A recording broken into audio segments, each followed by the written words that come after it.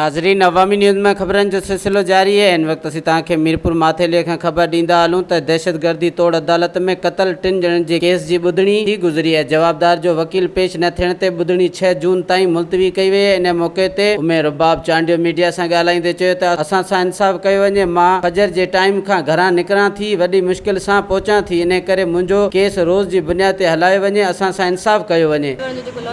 साहब उहे बि न आया हुआ, पर इतफ़ाक़न जज साहब के वजूहात जे करे अॼु न अची सघिया कोर्ट। इन जे करे असांजी 6 जून जी तारीख़ थी वई आहे ऐं इंशाल्लाह केस असां परसूं कयूं पिया था। बसि इहो आहे मुंहिंजी बार इहा ई अपील आहे कोर्ट्स खां, जज साहब खां, सर डे बाय डे असांजो केस हलायो, छो त मां एतिरी मुश्किल सां अचां थी मेहड़ खां, फजर जे टाइम निकिरां थी ऐं हिते अची करे पहुचां थी सिर्फ़ु इन जे लाइ त मूंखे इंसाफ़ मिले। मां केस परसूं इन लाइ कयां थी त बसि डे बाय डे असांजो केस हलायो वञे, जल्द से जल्द डिसीजन ॾिनो वञे।